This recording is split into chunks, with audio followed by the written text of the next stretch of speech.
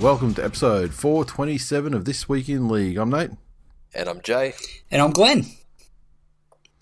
Chipper boys, what a start to the week, hey? No reason not to be, mate. Super happy. I'm actually gutted. Gutted, I tells you. Sincerely, I'm gutted, and I'm in a fucking dark place right now because Foxtel, their budget fucking Australian ass editing and television production facilities have not released an episode of Tiger Town for me to enjoy this week. Really? What have they done instead? Because last time it was well, nothing. Ricky. See, we thought that it was Ricky, and we thought that prior to that it was the Olympics, and we thought but no, it's just the fact that I think. Well, I don't think it's because of poor work on on Fox Sports' behalf. What I think it is that I think they've got all this footage they've recorded from the blocks of games, and I think that they're editing the episodes to fit a narrative that they are writing on the fly, depending on how the West Tigers are going. So after the events of this weekend, I would expect that the narrative is going to start looking bad. Madge is under pressure, and his job is in jeopardy. But that's going to be the. This is what I said at the beginning. There's only a couple of outs here. There's they make the finals. Epically make the finals after a decade out. That's it. Yep.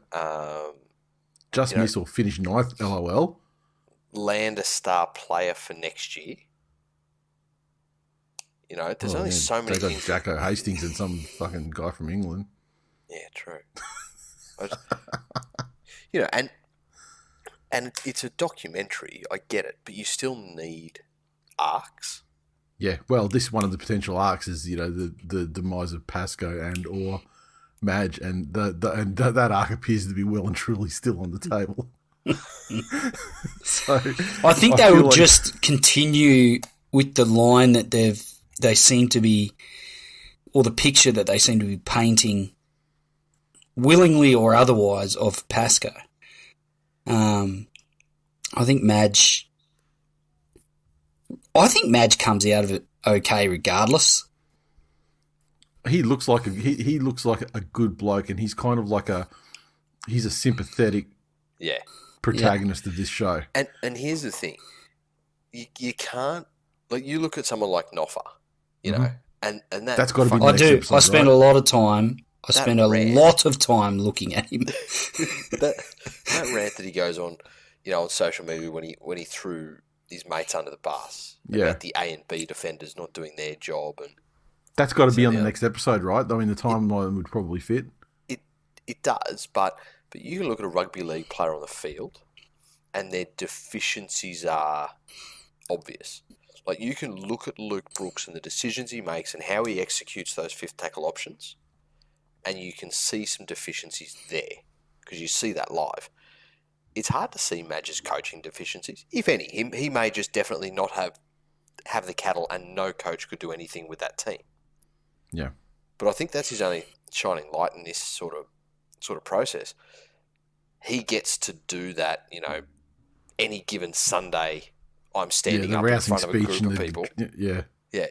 And it's them who didn't go out and execute. Yeah.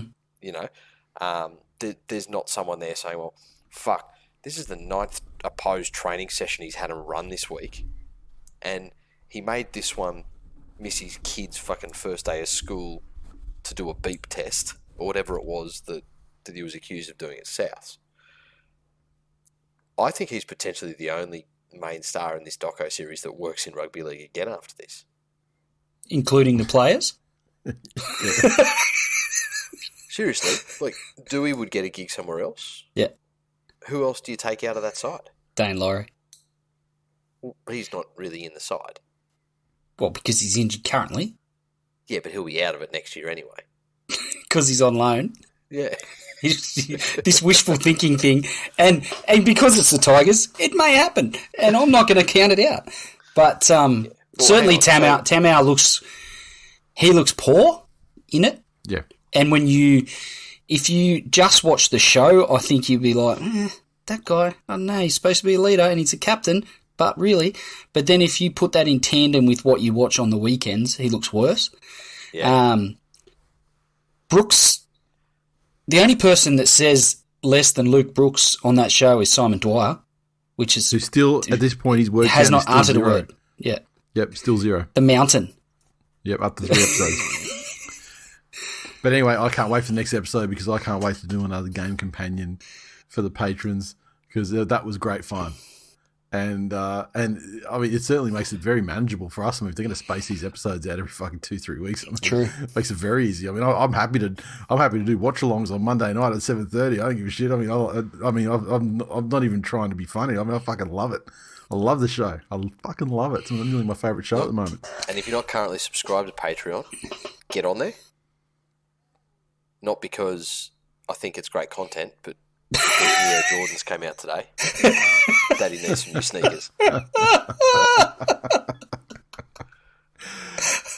Let's hit some recaps. I just want to say that I don't think your official title or job description includes high-level sales, but it should, because that is like straight to the point, fucking dagger to the heart. Here's what I've got to sell. Here's why I want to sell it to you. It's not this manipulative psychobabble. I fucking love it. You know, I'm not claiming, as others in our Patreon group do, that this program of ours on Patreon has helped them lose weight, has helped them make them more attractive to the opposite sex.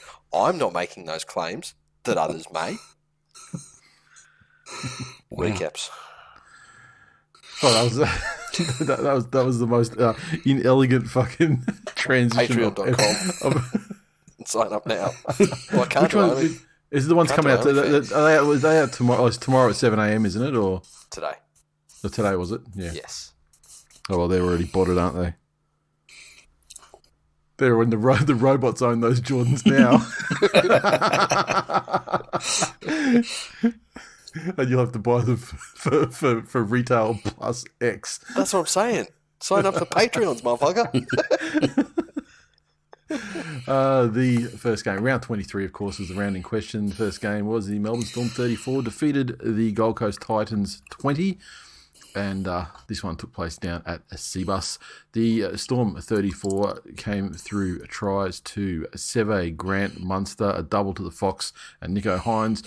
Pappy, 5 of 6 conversions. The Titans 20 came through a double to Jaden Campbell, Greg Marzu, and Tyrone Peachy, also with tries. Fogarty, 2 of 4 conversions.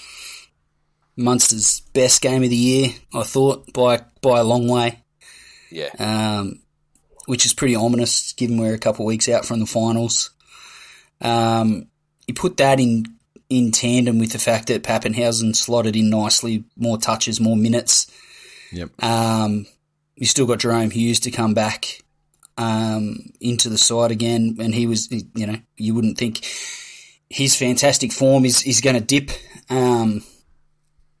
For a team that's won 19 on the trot, it's pretty fucking scary. Yeah, Harry Grant got it done, and with Cheese given a rest. Yeah, yeah. And you see him and the boys in front of the TV drinking kava, watching the fucking game. So look, they've got a lot. This was a game where they rested players, and still, despite a spirited start from the Titans, I mean, the Titans started, they started great. Yeah, they did. And like Marzu's turned into a decent finisher. And one of those sort of powerful guys, because I mean that try he scored, there was no space really for him. I mean, he just sort of had to truck two or three guys and just get over, which is good signs there. And Herbert's run before that too shouldn't be understated. Yeah, and Jaden Campbell, he's basically a fetus, and he brings so much. Well, I swear, like we joke, we joke about AJ Brimson and shit, but like, I mean, at this stage with his injury concerns, he seems seemingly constantly injured, and just the youthful exuberance and unpredictability that Jaden Campbell brings to the table. Yeah, I mean, I'd be very quickly working to slot him in at number 1. And then what? Arseholing Brimson altogether? Well, because where else can he play? Yeah, I don't support the use of Brimson as a sub like he did in Queensland. I think it's a waste of a fucking sub. He doesn't have true utility. He's played some six. Do you get him in there just for the whole, best players on the field mentality? Well, yeah, because I'd also be arsehole Ashley Taylor, and so mate, perhaps a slot does open up. Because whilst Jaden Campbell, the youth and everything is great, and while Sexton sort of went okay during his times filling in the halves, I think that he's more of a future project though, and not quite ready to be to just take right over. So maybe, I mean, and if it came down to the fact we've got nowhere to play Brimson. I mean, 3 doesn't fit into 2. Do we get rid of Ash Taylor or Brimson? Then I'm probably Torpedo and Taylor. But, you reckon? I'd get rid of Brimson before Taylor. Yes, yeah. I mean, if it's the two of them, but Taylor's not worth the money he's on either. You know what I mean? Like he's just not. No, I agree with you, but he brings. If you gun to my head, I'd take Taylor. He brings nothing. Yeah. Is Taylor in that Luke Brooks mould? As in, he's fucked for the Titans, and he needs to get somewhere else now before he turns into Luke Brooks Mark II. These are all sort of chicken and egg scenarios, though. Do they turn into this sort of head fucked player because they're paid more money than they're worth, and they don't give any satisfaction or any return on that investment, and then as a result, you got the media and internal club forces pressing against them, like, motherfucker, you've been paid all this money and we're not getting any return out of it. Yeah, but yet not being the people that forced them to take that amount of money in their contract. You know what I mean? It's like, yep, no, I get you. But yeah, I don't know. I mean, Taylor's had some good touches this year, and he's had some game losing touches too. I think. I mean, compounding errors. Like 2 errors back to back that can change the complexion of a game. But back to the point at hand, though, the Titans started fucking great. Yeah, I think they were. Yeah, they did, and I think the Titans were. You would say that the Titans were definitely competitive in this game, and Melbourne still went about their work and just wore them down. And I don't think Melbourne ever felt troubled. No, if that makes sense. Yeah, not as one who doesn't really listen to the commentary. I mean, I would be certain that the Titans would have been delighted with the way that first half went for them. Yeah, sure. But then the second half, the Storm just did their Storm thing and suffocated them, took their chances. Scored some long range shit. Yeah. And really, with the exception of maybe Nico Hines probably being pushed out of the role that he's had, and obviously he has to sort of make way for Pappy, and being pushed in just as cover in the halves, probably not his happiest game. But otherwise, and Seve, he started off pretty ordinary as well. But other than that, Storm just clicked into gear in that second half. They just relentlessly just rolled them. Mm-hmm. I think the Titans, 2022 Titans, with another off season and this year of experience under their belt, I think they've got plenty of pieces, and the onus is really going to be on the coach to pull it together. They've had a year now together, and they've put some impressive performances together, and they've had some games that that they really didn't turn up. I think the consistency really needs to come from David Fifita as a forward leader first and foremost. But I don't even think it's consistency. I think there are deeper issues of mental fortitude in terms of, and I'm not taking a shot at anyone here, but it's apparent every year. It's a long fucking season, and the Titans haven't even done it in patches. Like, at least a club like Parramatta were they're a top 4 side for a vast portion of this season. They're a top 4 side. The ladder fucking says so. So say what you like about them and rip shit out of any shit cunt individuals like Gutho you like. They're a top 4 side. Mm. And now they're starting to peter off because it's hard to keep that mental level going for an entire season. I want to see the Titans do it for 3 games. Yeah, You know? yeah. I don't think it's like a long season. That's the issue here, because they haven't done the consistency thing at all. Yeah.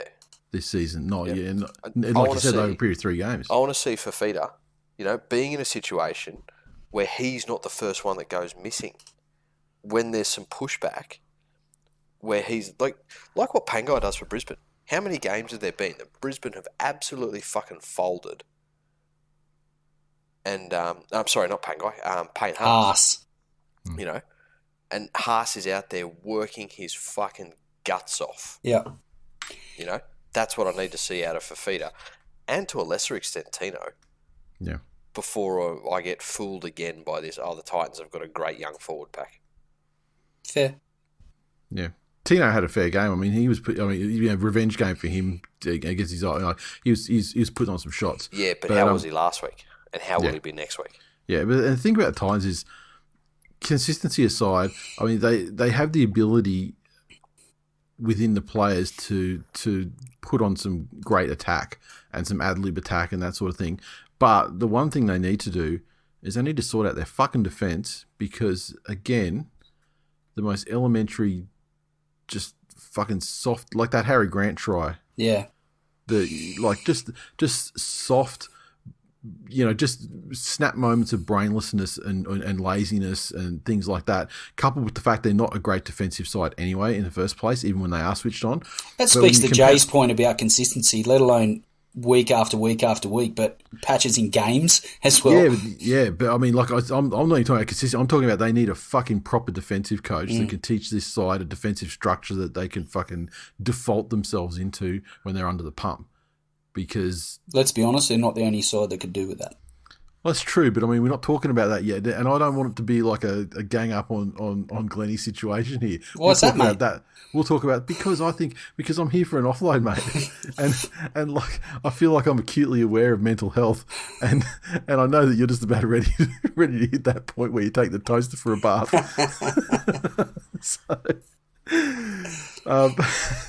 Socials. Jai said, plenty of talk the last few weeks that Pappy looks timid, etc. Man, I fucking cringe every time that guy has a hit up, gets tackled. So how can he be expected to block it from his mind? Good to see him out there killing it, though. Did you see the try that he set up where he put the Fox over? They went through the hands and it was draw and pass. But along the same lines, the player rushed up and put a shot. I wouldn't say smashed him, but certainly knocked him on his ass. Yep. And the first thing I thought was, oh, fuck, is he going to get up? Yeah. It's like... Yeah. Look, I think the Storm have just taken an incredibly conservative approach to his comeback, and not only with the weeks he had out before he even stepped foot on a field again, but also the fact that he's been edged in from the bench, over a number of weeks. I think he's right. I mean, I would, I hope I'm right, but I think he's right. And I think they've taken it so conservatively that they're just extra sure that he's right. I mentioned it a couple of weeks ago. There's this technique the Storm are using with him called "Let's listen to doctors." News reports out of Melbourne on the weekend says that there are lots of people who don't want to do that. Funny thing is. The funny thing is about those same people in Melbourne you were just speaking about, stepdad. They seem to be particularly fond of calling people sheeple, yet they were the ones that I saw being herded down one street by guys on horses. So I don't know. The world's gone fucking topsy turvy upside down. It's like all those emo kids that say they're alternative and away from the mainstream and all dress exactly the same. In a uniform. Yeah, fuck. But look, with Pappy, I think the heightened concern and knowledge now around CTE has made everyone else hyper aware of it. I don't think they would put him in a game if there was the risk of one knock. Putting him out. This isn't the movie where it's like, if you get one more knock, your life could be over, and he has to get out there and kick the match-winning field goal. A player ever gets to that position, and that player's career is well and truly ended. is Before coordinated. they're not even allowed back onto the training paddock. They are coordinated. Jason said, Fafita still has Darius levels of defence to work out of him. Darius has more runs, though. You're right. Michael said, Fafita equals big-headed fucking paycheck-stealing King Dick. Purple Pride at it again. History in the Makeing. And I say it like that because he spelled it Makeing. Fucking hell. Oh. So, maybe he's had that 5G shot. We pride ourselves. We pride ourselves on our education. Jesus Christ. And, Stephen. and this is what we get. Hang on, you say we. Who? Well, yeah, Australia. Oh, okay. Stephen said, I think we basically saw what we all wanted from Paps tonight. Ran it as hard as ever with some effectiveness. Also copped a headshot or two and just laughed them off. Great to see.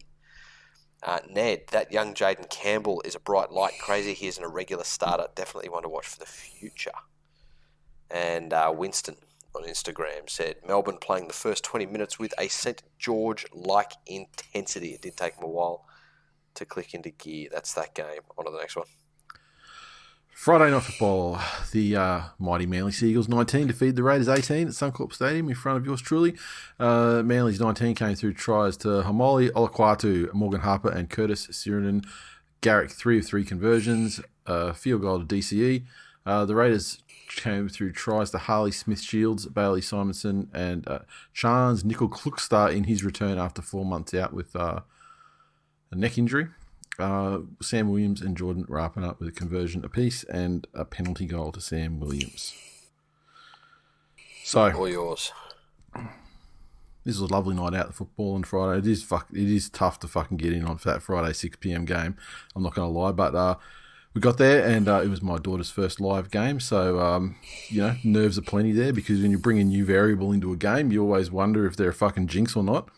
But by the nature of Daly Cherry Evans and his clutch field goal kicking, she passed the test and she can come to future games. The game itself, like the Raiders, they're so close to being, they're so close to being a competitive side, and it's just these moments that just stop. Like their defense, by and large, was very good, and their attack let them down. I mean, I felt like even at 12-0 down at halftime, I felt like Manly had them completely covered in terms of defensively, and they weren't really throwing a lot at them. And it was Manly that had to get their attack together to actually, just to go ahead and win the game.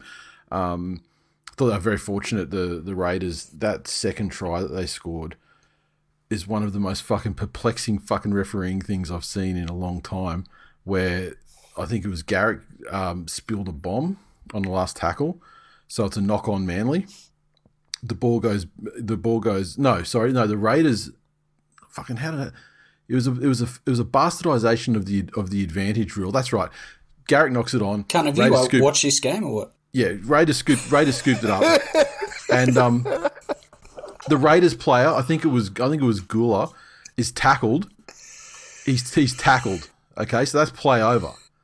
He gets up, and through no fault of any Manly player, just his own fritardiness, he drops the ball when he tries to play the ball. I mean, the fucking tackle is already completed from the previous play. That's advantage fucking over, right? I mean, there's no fucking way you get tackled and then make a mistake on the next play for advantage to be fucking dissolved to be continued. It's ridiculous. From the way you've explained it, no, it's not. He was tackled and he was making a following play the ball. I mean, the play was fucking. I get it if they had have caught the ball. No, he was making the play of the ball from that tackle though. There was the next player started with the play of the ball. He caught the ball, ran, got tackled. I would argue, if we're arguing, and this is fucking semantics, and it's not just because Manly are shit cunts. I would suggest the next play starts. Premiership favourites. I would suggest that the next play starts when the play of the ball is complete. Yeah, well, if you fucking play the ball, then that's fucking. So if the play of the ball was never completed, it was still the previous tackle. Therefore, the referee is entitled to play advantage. If you're arguing semantics. Well, yeah, I think when you're arguing semantics, the play ends when the player is called tackled. And I would also like to argue the semantics that people that win and still refs fault are the lowest fucking form of scum. I'm not refs faulting because it's impossible to claim refs fault when there is no fucking loss to assign fault to. this was a fucking a very easy victory. I was just merely pointing out refereeing incident within the game that I thought was interesting and incorrect, and that's all. And I will do it for future games as well in this in this round. In fact, the very next game. Hashtag 44. And the what else did I say about this game? Homoli, fucking unstoppable, and always looked the most likely to score for us, and obviously opened the account for us. Sully had an almost great game. I mean, he made some yardage and he busted some fucking tackles, and because they didn't have Tommy there, obviously they had to adjust what they were doing out there on the left-hand side, and so rather than sort of, hitting Tommy behind and, then going over the top to Garrick in the corner, they, Foran would sort of drift left and then turn it inside for Sully, who would then trample the guy in front of him and, make some decent meters. All he really needed to turn that game into an excellent overall game is just develop a little bit of an offload or a fucking pass to supporting player, because he created so many half chances in this game with his first up sort of line breaks or tackle busts that it really should have been more advantage taken of those to convert those sort of half chances into tries. Yep. But it's Des doesn't really like to bring players into the side unless in a winning side, unless there's like an injury force sort of change. And with Parker, I mean, you just wonder if it's a bit of a trump card or an X factor for the finals there with Sully there instead of Parker, because defensively he had a fucking great game. Yeah, and defensively he didn't do anything wrong. I mean, the defensive mistakes on that side of the field were fucking Funa, who he was great, like backing up on the wing and fullback for us like 2 seasons ago. But this season he's had probably 4 chances and he has been absolute AIDS every fucking time. Like that first try that the Raiders scored in this game should never have been scored. There was no man advantage. They were covered. But for some reason Funa jammed in on the same guy that Sully had and just left fucking Harley Smith shield. I mean, admittedly it took a very good pass, like an offload sort of shot out underneath to get the ball to him. But still, I mean, there was no need to fucking leave yourself short like that, And then again at the end there with that try that the break like right at the end that Canberra scored in the last sort of minute, also caught short out there with Funa. So, I think in a situation where you've got like Rubes out there and you had Sully in the centre, I think that it could be a good combination. Surely he's a better pick than Parker. They both have their issues. I think Sully has a much higher upside though. Like I think Parker extracts every single bit of quality that he can out of the talent that he has been blessed with. Like there's not a single better thing that he can do. Sully, however, has more. The mistakes that Parker makes are usually because he throws himself at the line like a fucking kamikaze forward. And sometimes the ball can get just blasted out of him because he's just throwing everything at it. The knock on Sully obviously is that he can be fucking lazy. Yes, in every sense, in every facet of the game. Yeah, and that's the real danger when you have when you have out there on our left hand side, you have Foran and then Schuster and then Sully.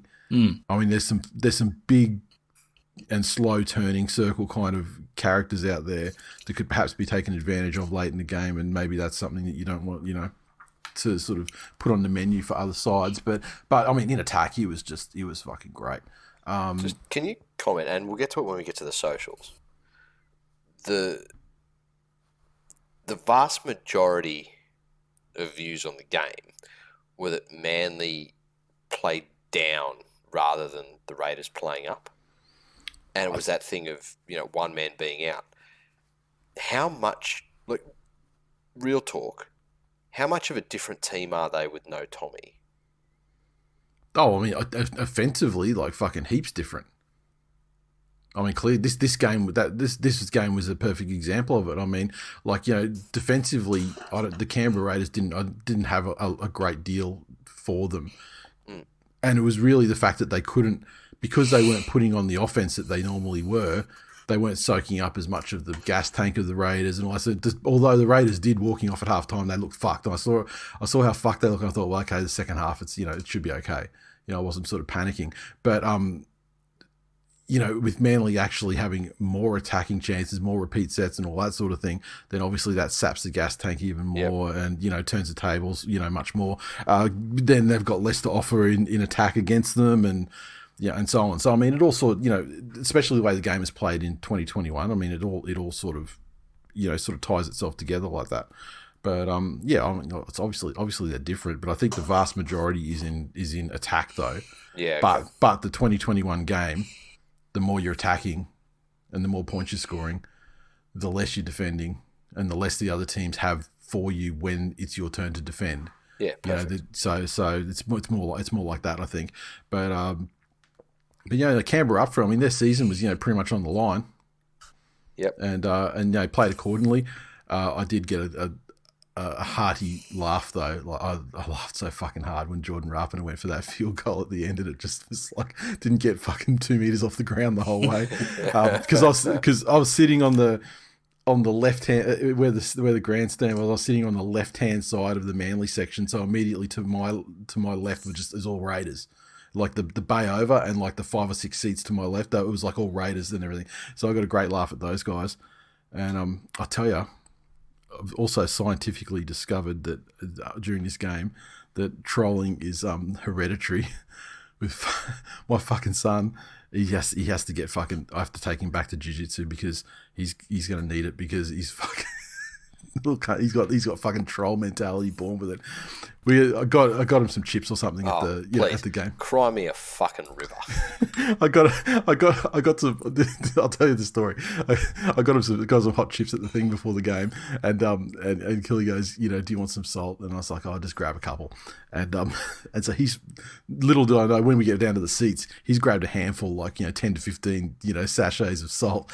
And at the end of the game, he comes up to me with the salt and he goes, Can I go pass these out to the Canberra fans? As they're leaving the ground, I'm like, I'm so proud of you. Look, no, mine's going to get legit stabbed. Like he's taken to fucking we're driving past, the window down. Yep. And you see the kids walking around with the TNs and the bum bag and the fake Gucci hat. and he's out the window, oh, Esheba! Like he's going to get fucking shanked. Well, I mean, exactly. Please, especially if yours is offering condiments with that good-natured baby face of his. He'll be fucking fine. Well, I mean, but yours also. I mean, remember, he's going to get stabbed anyway because he's wearing fucking little kid-sized Jordans. So the SJ is going to want they're going to want that for their little fucking cousin.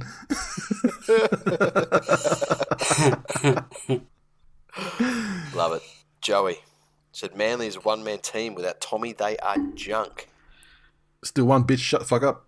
Toto said, has any team become more of a shell of themselves, missing one player more than Manly? Oof. Andrew, still one bitch, suck my dick, Toto. says game management by DCE and Foz has been superb. I, for one, am enjoying the fucking shit out of crafty veteran Kieran Foran. Yeah, me too.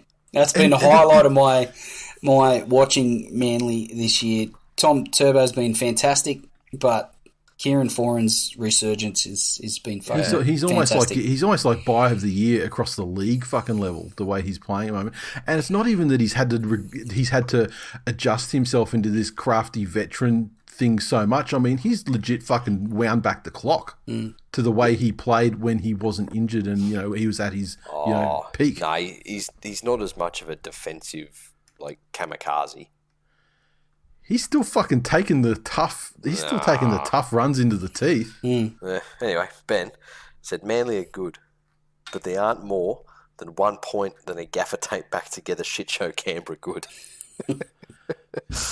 2 points is 2 points, friend. Biggest Tiger said the second half has been so dominant that field goal felt disrespectful. There you go. I think you wanted to talk about disrespectful field goals. Cat like seven. Said Sully tonight realised he is 6'2" and 110 kilos. Yeah. And you love to see it. You love it. You love it when these big. I mean, this year. Paseka and all those guys have realised that they're actually gigantic fucking man mountains. And at one golfer in cart said, Pete Canberra tonight, as the saying goes, it's the hope that kills you. Was Rapiner trying for a grubber kick, or is he that dire at kicking field goals? Hey, Rapiner was fucking fantastic, defensively for them. He pulled them out of some shit there. I'll tell you, the player that really impressed me, watching at the ground was that Timoko. He's fucking he's fast. Every time he had the ball, he was like elusive and sort of pushing away from tackles and sort of working away from the defensive line.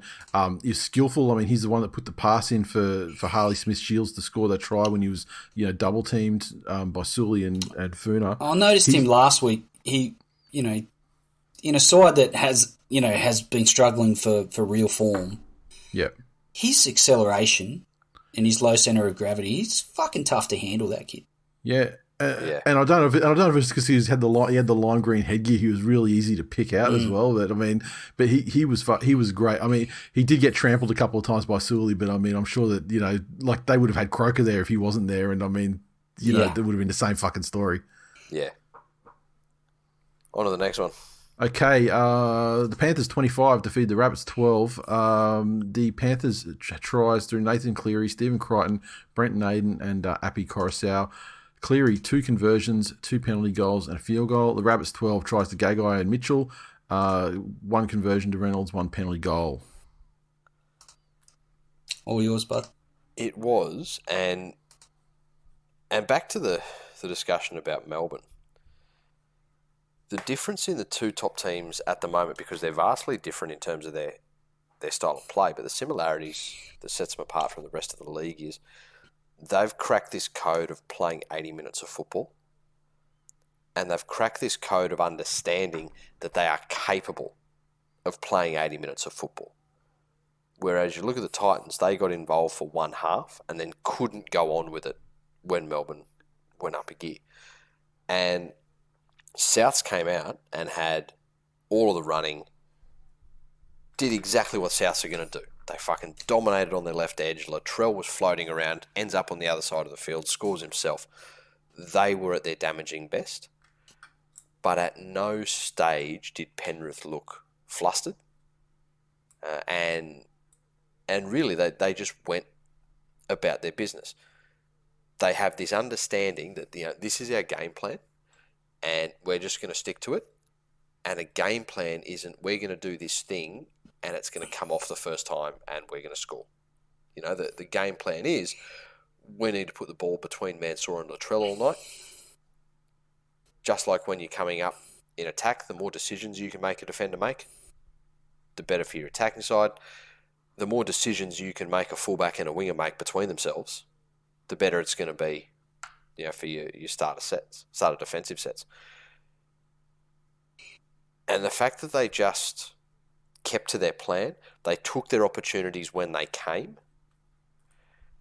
and then as soon as it was, 10-12, you could see Souths were starting to crack. And that was where the difference was the most obvious. When Penrith were 12 zip down, that they didn't look as if they were panicking, and Penrith weren't even in front yet, and Souths were head fucked. By the time that there were more points put on, and there were 25 unanswered points in that game, but Cody Walkers and Adam Reynolds didn't have an answer for it. And the performances from Kiko, I think that was one of the better games I've seen him play. I don't know whether coming off the bench has done that whole, spark him to do something better, or whether it's just him rolling the sleeves up and needing to perform. The fact that Stephen Crichton had to move back to fullback and the entire line was reshuffled didn't help, but they took it in their stride. Again, it's just their ability to meet challenges and not be mentally fucked by them that's keeping them in games. And that second half of football, while it was far from their best, is the closest I've seen to their previous peak from before the Cleary and Luai injuries in Origin. Said a few weeks ago, I mentioned the old adage, iron sharpens iron, and I think the way South come out and had the better start and the better of the running, and they certainly made the most of it. But Penrith, to your point, said, righto, we're behind. We've weathered the barrage. We now have a turn to ask questions of South. And the second South, certainly Mansour and Mitchell at the back looked like that they were going to have trouble handling the kicking game. Certainly the high balls. They found a crack and they fucking exploited it to absolute perfection. They kept going back there and they kept getting joy from it. They just come back and they kept punching harder and harder, and then eventually South they couldn't go with them, and it, really impressive. And to think that they, with the fact that they did have to reshuffle, as you say, and they were still a considerable margin, in my opinion, off their best, and still beat the third or fourth best, at worst, the fourth best team in the comp. Yep. Quite handily in the end. The thing is about South is that they were when it works for them, it works for them, with Mitchell and Walker being when they get under someone's skin. Mm. But as we've seen at all levels of the game, if the shoe's on the other foot and they're the ones that get fucking, for want of a better word, triggered. Yeah. Yeah, it's fucking it. It fucks them, yeah. Because despite everything you guys just said, which I agree with 100%, despite all of that Penrith did, and you talk about the way that they were sort of targeting sort of between Mansour and they were getting joy, but they weren't getting points or anything from it. That game was in the balance until 20 minutes to go. It was tied up until 20 minutes to go, longer than that. But the turning point, I reckon, of the game, because South was still, they weren't on top, but they were still in it. It was an arm wrestle. But that fucking downtown rule thing, which is a 100% correct decision from the referee, and frankly, given the state of the refereeing this year, I'm surprised that he even picked it up to call, to adjudicate on it, because I'm sure if we went through other games, it wouldn't be getting rigorously adjudicated on. Whilst 100% right, that's the point there where South that's where they got super head fucked, because even though it was a correct decision, they didn't they didn't realise, they took it like they'd been rorted, essentially, you know what I mean? And then from there, that was where the game was ended. And we've seen Annesley come out today, and that Leota try. The commentators were saying it at the time, but the Leota try being one that was. Obviously it was fine, but by the letter of the law, should have been pulled back for an obstruction, and they've said it should have been. But that was the point there. That 20 minutes to go with South. That's the moment when to me that was it. They were out of the game, even though it was still tied. Mm. And it just goes to show that they're just as attackingly brilliant as they are. Defensively, they're there to be exploited, and mentally, they're not at the same level. No, and that's going to be their undoing, and that's something that Wayne probably can't fix. Certainly not in 3 weeks. No, exactly. That's just, and we've seen it with Cody, or we've seen it with him against the Bulldogs. They haven't lost the game by any stretch, but he's been completely just sucked into the shithousery of the game, and hasn't done any of the things that that have him earning Dally M points hand over fist. And this game was another one. If you can apply enough scoreboard pressure on them that they're not winning or flogging you, and then drag him, and especially him and Latrell into the shithousery. They go willingly though. For guys that don't handle it when it comes back at them at a rate or of a volume that they can't cope with, or if certain things, as you say, don't go their way, but they go willingly into that, expecting that they're going to have the upper hand, and then when it fucking turns, if you can turn the game or not let them get it out in front, Yeah, exactly, and it's just a massive weakness in Souths, and that's what's going to cost them against Yeah, they're gonna have to go up against the Panthers and or the Storm. Mm. You know, at some point over the next month, and when that happens, And you would imagine Bellamy would have watched that. yeah. So if they come up against South, you could imagine what Munster and Cheese, those guys, Kafusi, you know, they've got so many people who are. They've got so half many their people fucking side does that shit every game. They've got so many people who are fucking who control an opponent's head out of the fucking game. So yeah, that's all I got to say about that. Fantastic. Anthony said, now I know why Momirovski doesn't pass. With 2 kick try assists, he doesn't need to. Now, interesting contrast in how the game was seen. First of all, Joey said, good game. The ref fucked half of it, but good game. And Conan said, such a well-refed game. Only 2 6 agains. It was like being back in the good old days. South Grubbery got penalised when required. There was a lot of talk about Panthers being favourably officiated. I don't know that I saw a huge amount of that. To me, when you look at cold numbers, when you look at cold numbers, it's like and if you hadn't seen any games, I mean, you would definitely ask questions because you'd go, well, in the last month, South have played 4 games. The first 3 of those games, they conceded 13 penalties. In the 4th game, which is the Panthers game, they conceded 13 penalties alone in the single game. And so when you look at it just on face value, you go, what the fuck, you know? And look, to his credit, Wayne was asked about that in the post-game interview, and not once did he put that back on the referees. Mm. Not fucking once. Yeah. There's no return for his side, and like the way, you know, the mentality, you know, the mental deficiencies that we saw. There's absolutely no fucking benefit for him to allow them to offset their own, you know, culpability to a referee. Yeah. Ben said 2 things to be taken from tonight's game. Rabbitohs are as good, if not better, than first thought. The Panthers are nowhere near their best, still an absolute force. And if you don't think they'll get better next week, suck my zuck from the top. That's what pressure does. Just got to build it.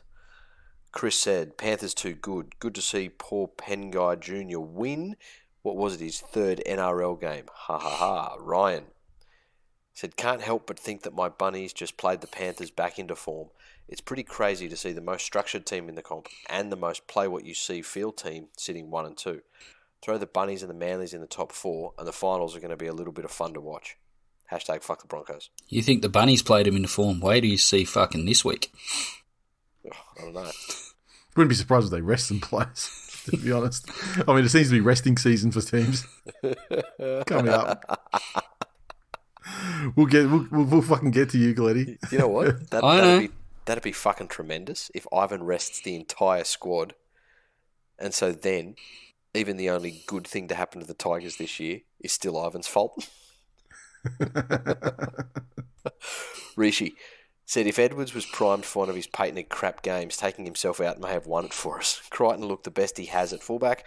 I don't mind leaving him there and bringing Targo into the centres next week, but if Dylan is fit, he will surely play. Yeah, I think you're right. And finally, Anthony came out and said, Bunnies came out good, but looked gassed at the end. Trouble under the high ball. I'm sure other teams will be trying to kick between Mansour and Latrell. I would like to say well done to the Panthers, but they can get fucked. Oh, such a negative attitude. Such a negative attitude. Oh, excellent. We move to Saturday up at the Knights, 22, defeated the Bulldogs, 16. Where was this again, Rock? A highly entertaining game. Newcastle really put on a fantastic performance and overcame the Dogs, who were spirited, if talentless. I see you've gone to a fugue state here. Let me snap you back into reality. The Sharkies 50 defeat the West Tigers 20, Brown Park, Goat Track. The Sharkies 50 came through a double to the good Katoa, the good Sione Katoa. A double to the Moot, and it would have been a hat trick. However, he dished one to give Luke Metcalf, who ended up with 2 tries. It's his first try. A double to Will Kennedy, and Teague Wilton, the only guy who couldn't convert for his double. Trindle 7 of 9 conversions. The Tigers 20 came through tries to Chikam, Malmalo, Talau, and Tulangi.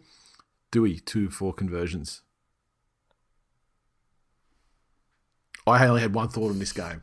I can't fucking wait till this episode of Tiger Town. that was my everything that as happened. in to see Madge's fucking everything that happened in this game. I'm just like, I can't wait to see what he says at halftime. I can't wait to see what he's saying in the box.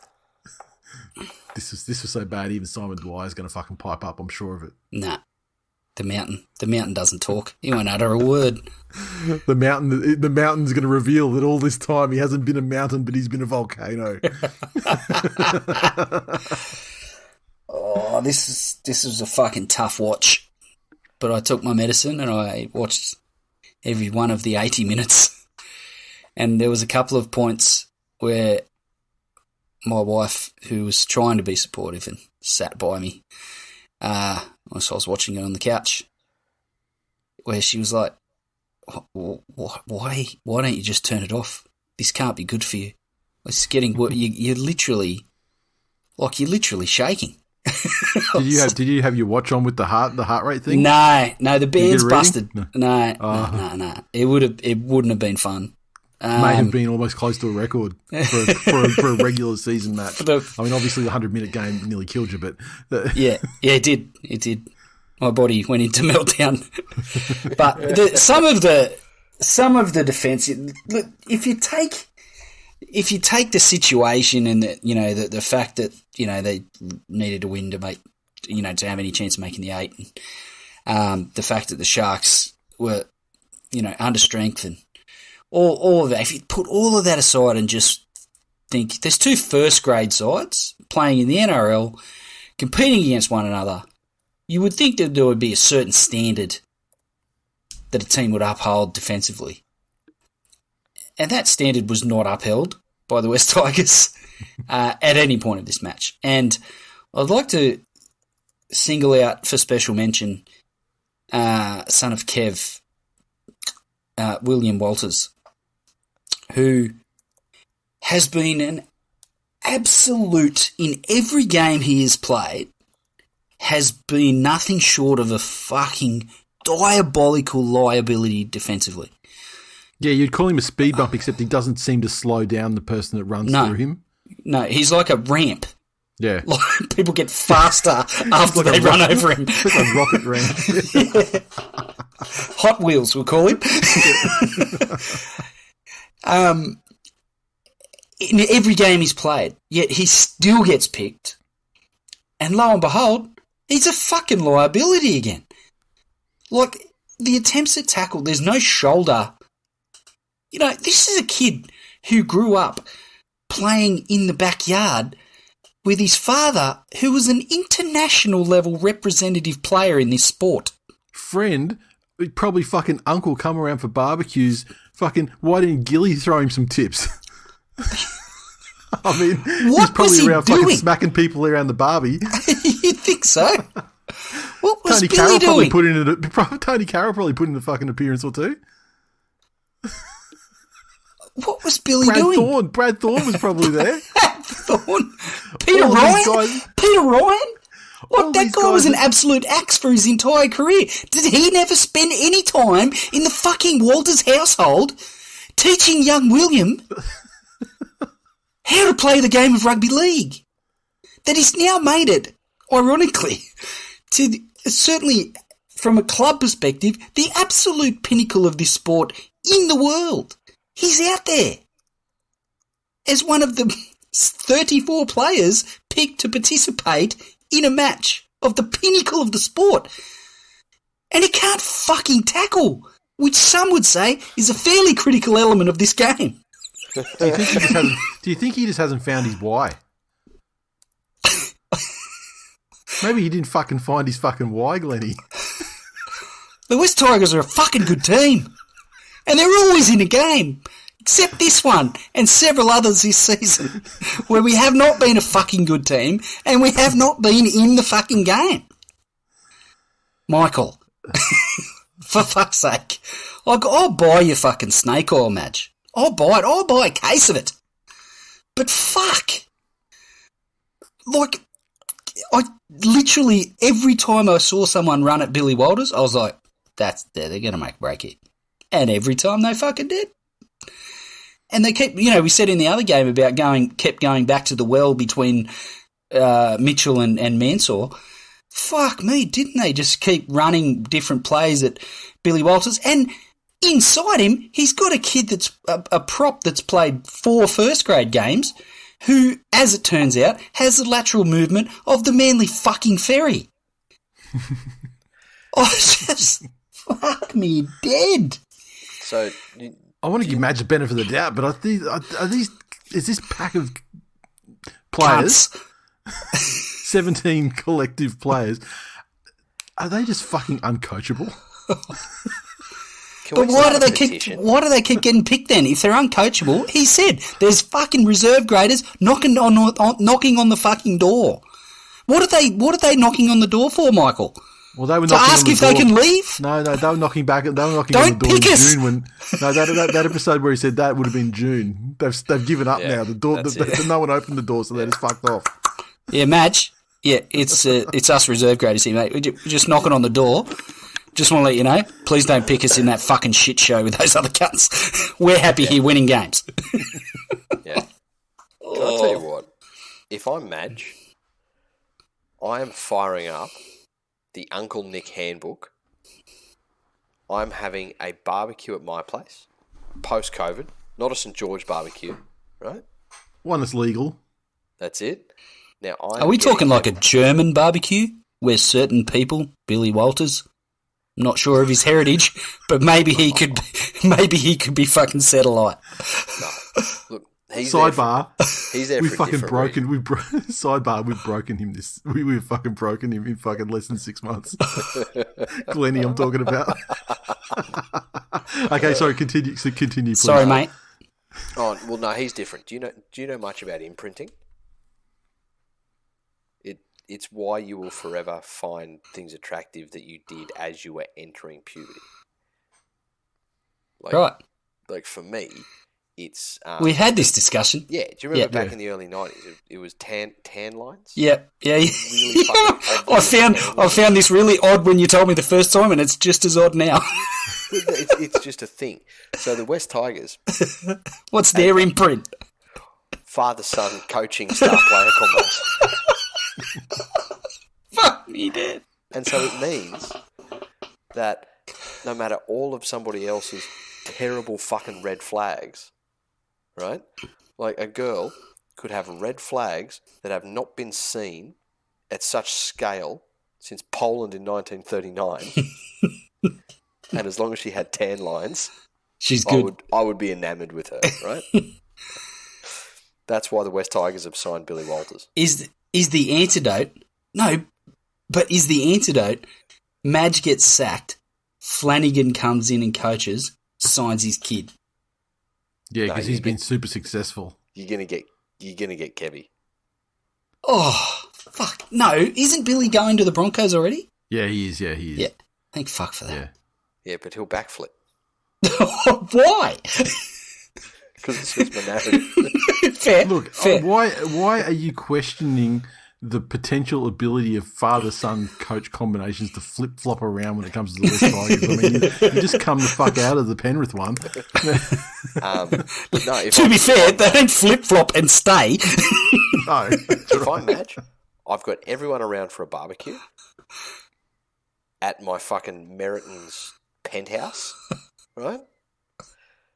With Justin Pascoe in Harry's fucking room that's, sniffing undies. That's Steve Roach broken. Justin is nowhere to be fucking found. And then, after everybody's had a few, I bring out the fucking nose beers. And then there's video evidence of all of them fucking on it. And then I send it to the fucking integrity unit and we cancel all their fucking contracts. I then march into that fucking office and say, that fucking snake or cunt is driving people away from the club, make me the fucking GM of football operations, fuck Sheens off, and give me a blank salary cap. Start again. Can you imagine going in there and saying, the West Tigers have fired their entire first grade squad like torn up their contract. I did imagine this on Saturday afternoon. You imagined it before then. I think that's the only way that players want to come to the West Tigers. If there's no one else there. If there's no one from the West Tigers playing there.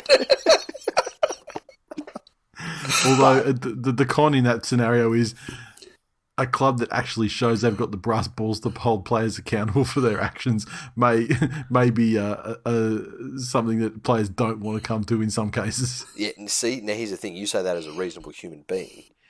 I don't think there's an NRL player out there. I don't think Aaron Woods looks at himself and says, I'm a lazy player. Yeah, you're probably right. I don't think Anthony Milford looks at himself and says, oh, I'm a lazy player. I don't think Josh Dugan gets out there and says, I make poor life choices. You know? I think Josh Dugan looks in the mirror and says, I don't think Corey Norman's out there looking in the mirror saying, when I cross the white line onto the rugby league field, I am not staying doozy.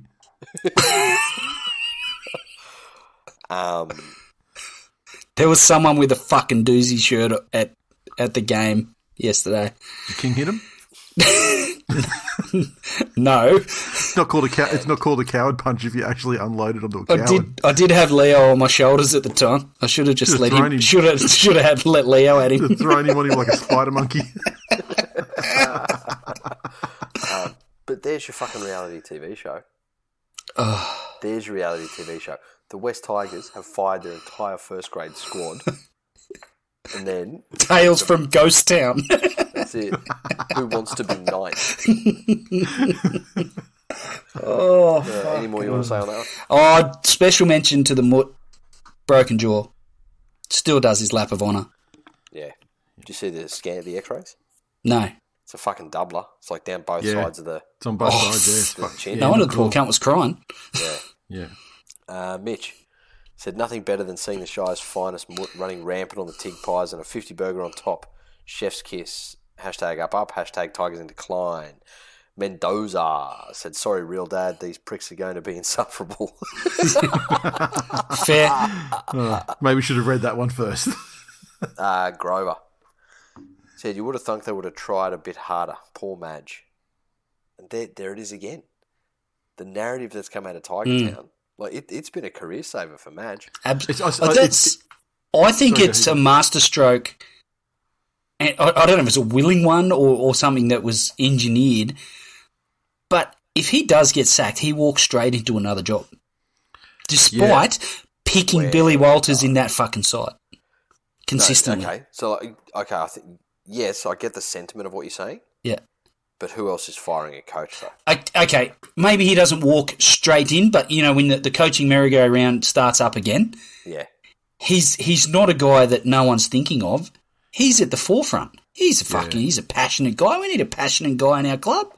Well, he's also a premiership winner. Yeah, which is why he got signed by the Tigers, and that's what they tried out. Madge is a premiership winning coach. Yep, you're right. He won a premiership. Did he win a premiership with Billy fucking Walters in the side? No, he fucking did not. One of my favourites, the Burpee Man on Instagram.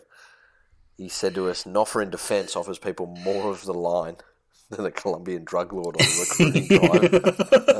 Is the Burpee Man like a CrossFit influencer or something? The _Burpee Man. I don't know. Maybe he's just got gas. I don't Who know. knows? I just read what they write to us. I don't go and profile stalk them. And I will, Jay, I hold you personally fucking responsible because I was blissfully ignorant to how David Nofaluma plays the game defensively. How? No. How? He's like, you remember For a long time. Remember back when this would have been when you were on the show in your first stint. We used to talk about and laugh all the time about how you'd put money on first try scorer whoever was lining up against Blake Ashford. Yeah, right. Do you remember? Yeah, that? You're right. Noffa is fucking worse than Blake Ashford. It's far worse. You could have fucking amputated both of his legs and not given him special Lieutenant Dan. I love how I kick myself and you're like, that's not enough of a kick. I'm going to kick you even fucking harder.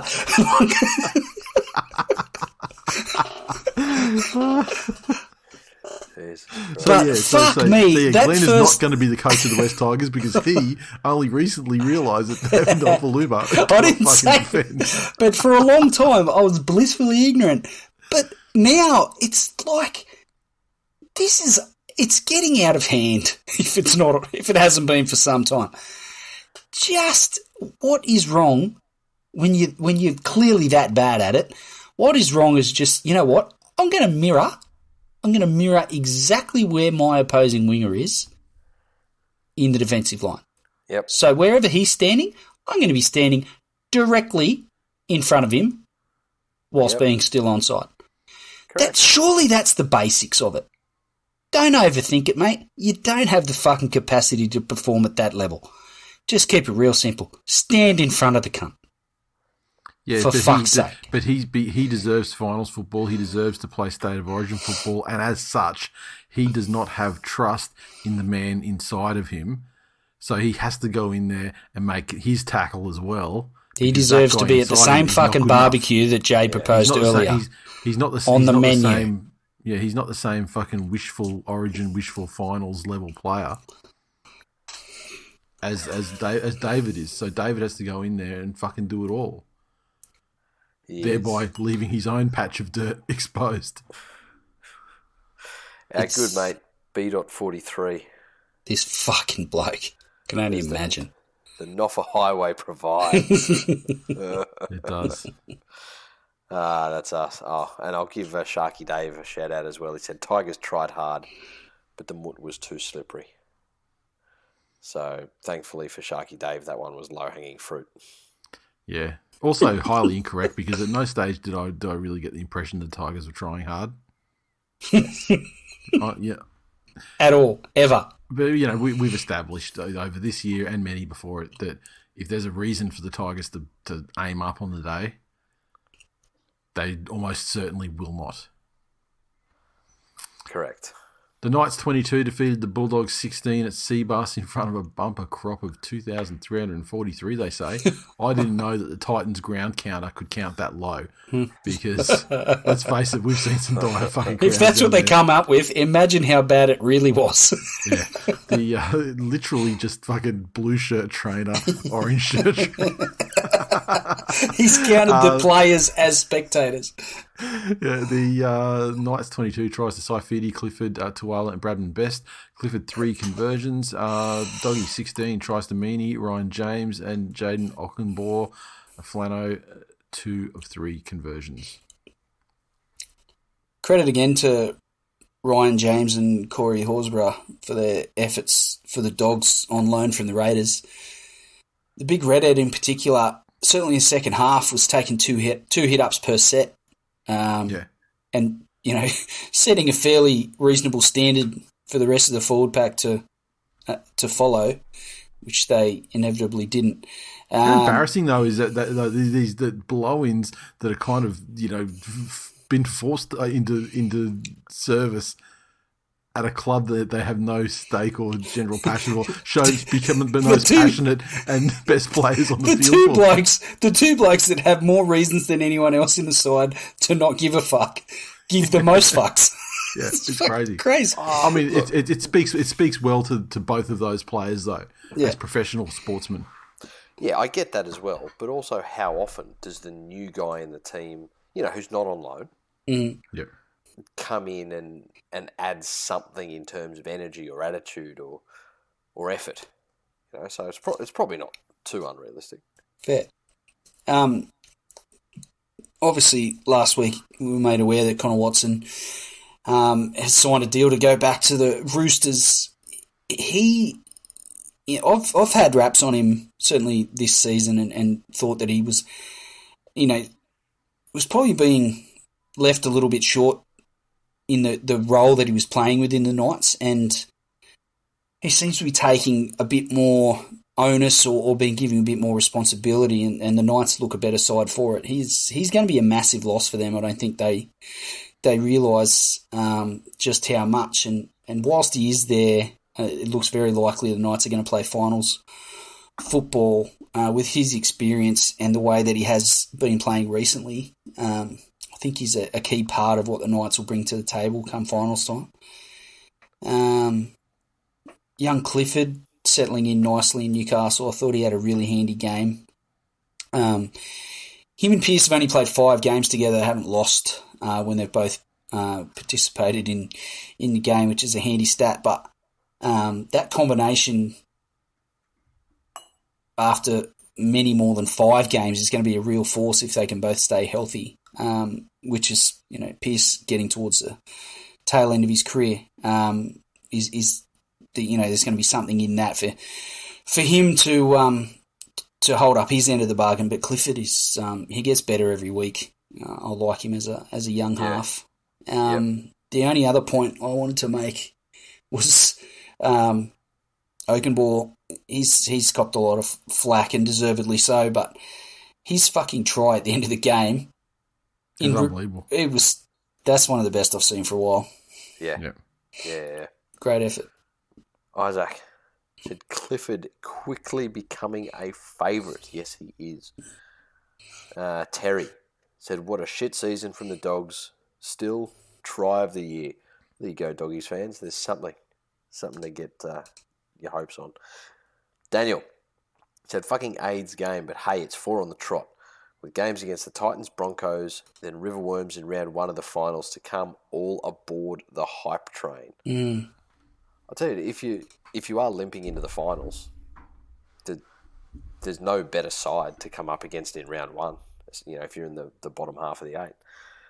Not Elvie on Twitter said, TWiL always has tries around him every game, whether he's scoring them or letting them in. I don't know if that's a good thing or a bad thing. And Angry Middle-Aged Man on Twitter said, not the most impressive of wins for my Knights. You'd think you'd be pulverising the team anchored to the bottom of the ladder, but no, we'll let the Dogs have too much in the way of undeserved hope. Let's hope next 2 weeks are much better. That's it for that game. The Eels 32 defeated the Cowboys 16. The Eels 32 tries to Blake, Penasini, Gutherson, Lane, Smith and Brown. Gutherson 4 conversions. The Cowboys 16 tries to Helium, Lukey, Moisia Drecky and Granville. Holmes, 2 of 3 conversions. Are the Eels back? No. I'm shaking my head, yeah. I think much will be made of Moses and the Eels apparently returning to form, and they're trying to create a narrative around that, but I certainly need to see more from them against far better opposition than what the Cowboys have lost fucking 10 straight games. Yeah, now 10 straight, are going to offer up. This game was probably the epitome of who Parramatta are. Flat track bullies beating up on ordinary sides. Even in that though, definitely flat track bully,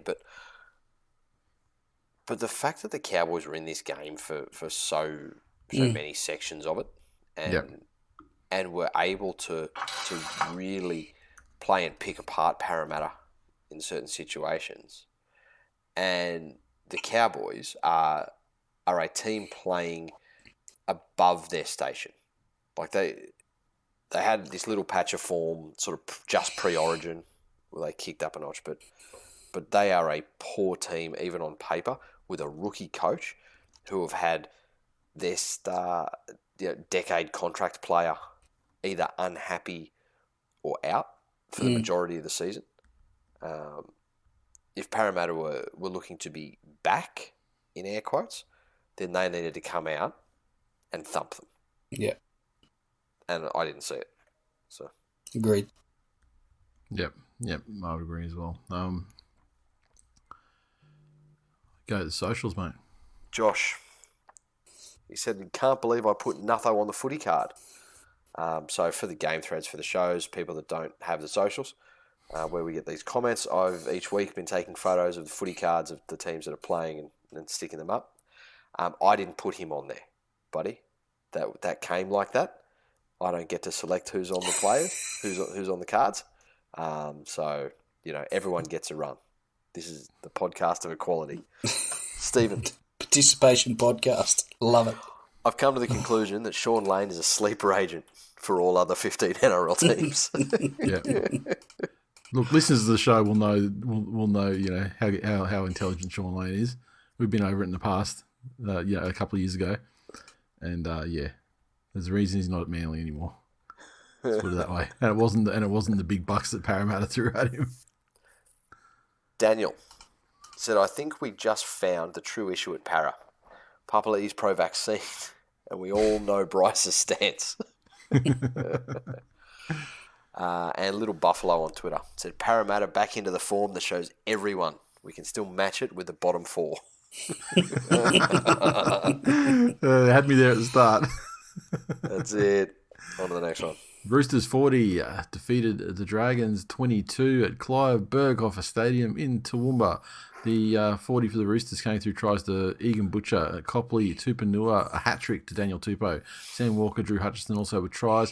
Tokeaho, 4 conversions. And yeah, I was going to list the other guys that had conversions, but they all fucking missed. The Dragons, tries to Maguire, Rawalawa, Fiai, Sullivan, and 3 conversions to Zach Lomax.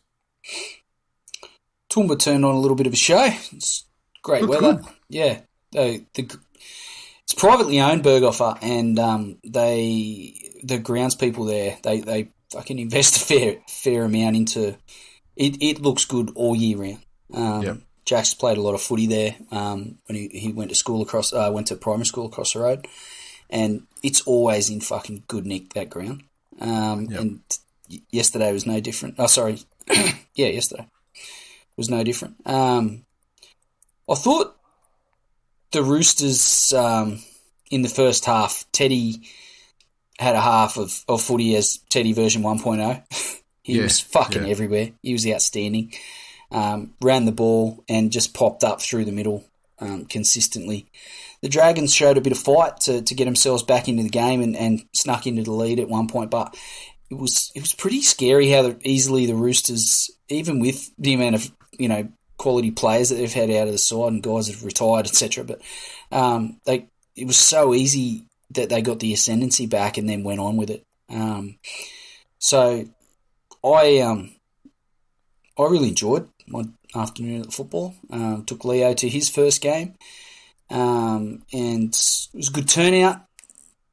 As I said, ground looked good, weather was great, and pretty entertaining game of footy. The Roosters played some enterprising footy, and Dragons scored that try they scored off the tap through the middle. It was brought the crowd to their feet. So enjoyed it. Yeah, I think the Roosters they were doing it pretty easily. I mean, the Dragons did have a couple of chances that they bombed, but the Roosters just seemed to take all of their chances in that first half, and then they sort of just fell asleep a little bit, just at the tail end of the first half and the start of the second half. But when the Dragons took that lead or got themselves back into the game, then they just went flick, and the switch just went back into the on position. 4 tries in 14 minutes, and it went from losing the lead to blowing them away. Yeah. And when the Roosters settled into their structure and got a lot of movement around the ball and forced the Dragons to make quick decisions, they made several wrong ones. And the Roosters, it just shows the quality of the coaching of the Roosters more than anything, I thought. That's it. And that goes a long way to showing the benefit of again, being that 80-minute team. And the Roosters are severely down on troops, but when the Dragons came back at them, the Dragons spent up all the fortitude they had getting that. And then when the Roosters said, okay, well, cool, we'll see that effort level and we'll raise you a tiny bit more, there was nothing left. Yeah. There was absolutely nothing left. Interestingly enough, the Dragons, how can I put? What do you do next year if you're Anthony Griffin? Besides reading Mein Kampf in the bathtub, who's your halves next year? Well, if I think there's two separate questions there. If you're in charge of the Dragons, or if you're Hook, because despite their ladder position, despite the fact that they've drifted out of contention to make the finals, he's still persisting with fucking Corey Norman, who's not going to be there next year. That's what I'm saying. So next year, if you're Hook, so Norman's not going to be there. Who do you run out round 1 next year? Well, you'd have to say, what is it, Imoni? I mean, he has to be there. Yeah. I mean, he's an absolute must selection. Surely he plays 6 and Hunt 7, yeah? Surely, yeah. And then, obviously a healthy Ben Hunt slots into 7. Yeah. Okay. And he's definitely played his best football there this year. Yeah. Nice. No, I agree. Anything else? Well, the Dragons, Dragons fans, no doubt they'll be gutted and shitting on their team, especially on social media. I've seen it. But, they were up for this game, and the effort was definitely there in this game. They weren't good enough. Mm. They're just not good enough. They're just not good enough to compete with a Roosters side that has about up to 11 out of their fucking first grade squad out. But yeah, I think that the injection of youth that we've already seen in cameo appearances through the year get elevated into first grade at the expense of some of the deadwood, aka Corey Norman. Yeah. And I think that there are better times ahead. Yeah, there's better times ahead. But... I'm not saying they're going to win the title. Fuck, I'm not even saying they're going to make the finals. But better times ahead. Let's just keep it vague. Oh, nice. On the socials. Nick said, gee whiz, this Roosters side have some heart. 2 on the bench and the others playing on one leg, and they keep turning up. I mean, it is the Dragons, but still. Nigel said, the Dragons are bad when Lachlan Lamb looks like a first grader and Drew Hutcho is ripping you apart in attack. And John said, giving away silly penalties when they're on top and errors out of their own half. Sums up the Dragons' last 3 seasons. The only positives are Ramone, Lomax, Sullivan, and the fact that missing the finals means I only have to watch Corey Norman desecrate the Red V a maximum of 2 times. There is something worse than the Dragons fan base, and his name is Smooth Corey. Has he got a gig next year? No. Not to my knowledge, no. He's going to have to fuck off to England. Surely. Yeah. We all say, holding our breath, as West Tigers fans hold their breath and say, please no. Please don't do it. Surely not. The Broncos 24 defeat the Warriors 22 at Suncorp on a beautiful Sunday afternoon. The Broncos 24 tries to Milford Kelly and a double to Xavier Coates. Farnworth 4 of 4 conversions. The Warriors 22 came through tries to Montoya, Hiku, DWZ, Curran and Ewan Aitken. Reece Walsh 1 of 5 conversions, and it was goal kicking on the day that killed him. It was. It certainly was. I thought Milford had his best game in what feels 2 years like easy, yeah. Yeah, I 3 years? want to say 4, but yeah. He's copped a lot of flack, and this could easily be a flash in the pan, but perhaps it's like decide his future's decided, and that's kind of off his off the back of his mind. Yeah, and I mean he was legitimately good. Yeah, and if that is the role, like if the replacing Benji role at South is what he's ultimately destined for now, he could make a real fist of that. Yeah, I agree.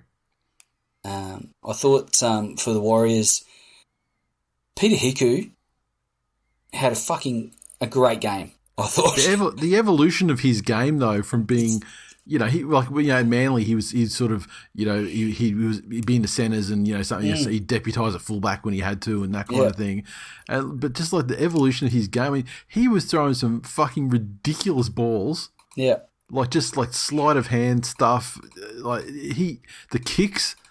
I mean, this game was characterised both sides with weird tries scored off crazy fucking bounces of the kicks ball and people sticking their feet out and the ball going this way and the Broncos ultimately got the win through that very try, with exactly Kelly. the tap, exactly, just insane.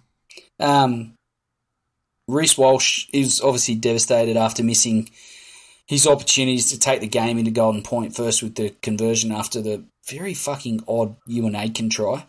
Although it wasn't actually a try, really, let's be honest. It was like I watched it was on Fox and then or KO.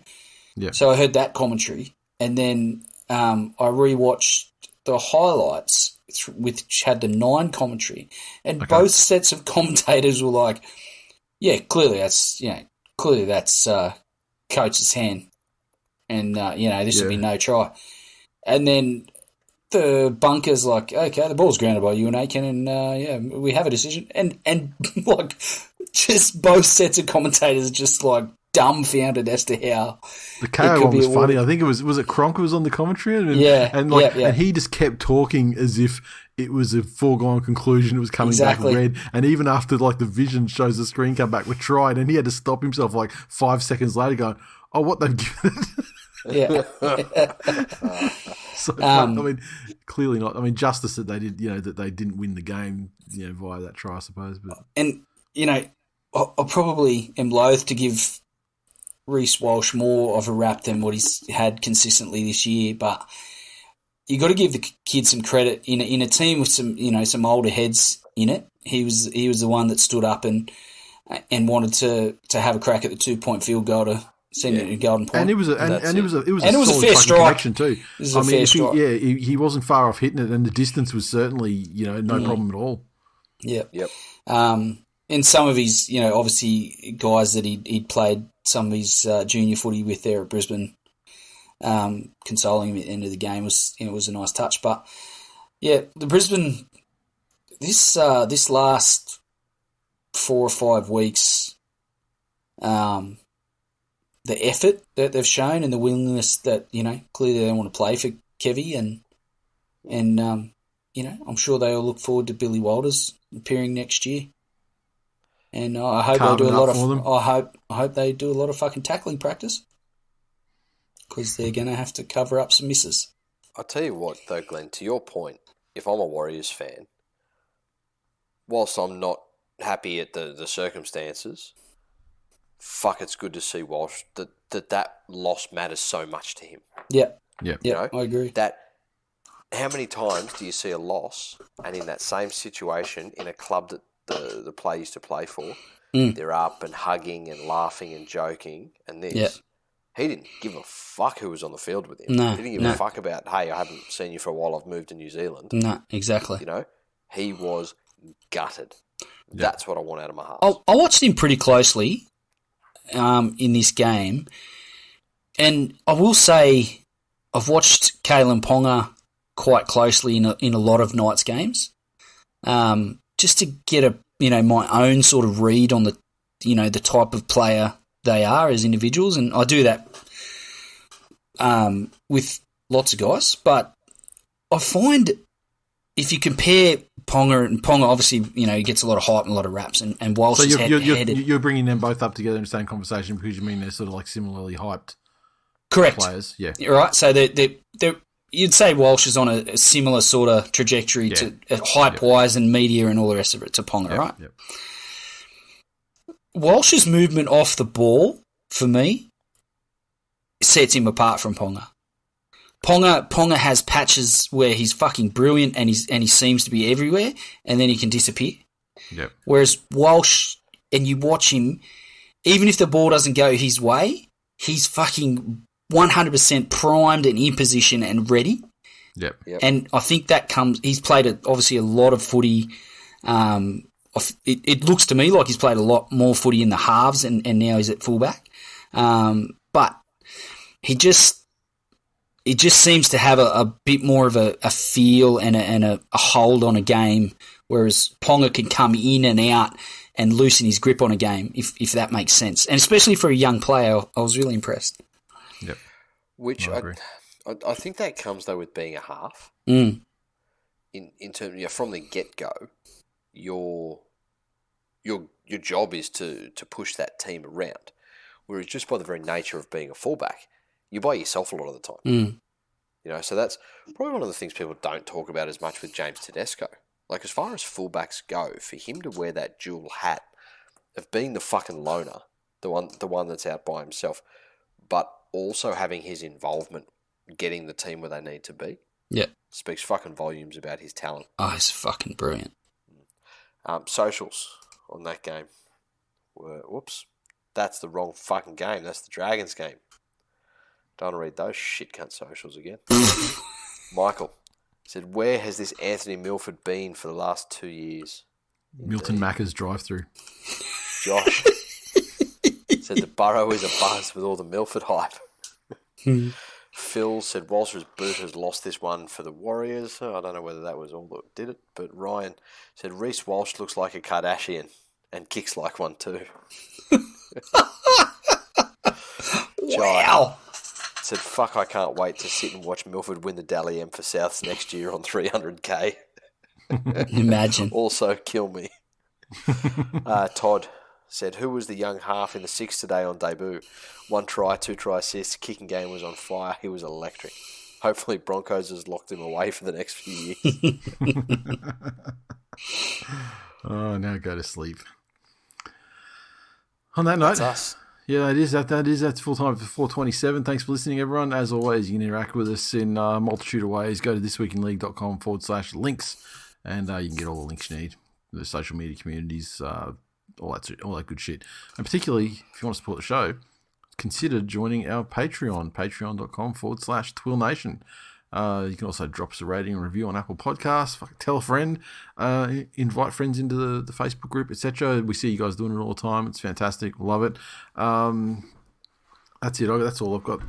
Boys, have you got anything else you want to add before we pull the pin on this one? That's it from me. And coming out, you're coming down the mountain this weekend for a beautiful Sunday afternoon. It'll be probably a nice warm Sunday afternoon. Yes. I will be there. I will be there taking considerable amounts of fucking medicine. It would seem. I anticipate that I'll be enjoying watching my team dish out, not medicine, I'm talking like straight up fucking bags of morphine. And you'll be taking them, but not from my team.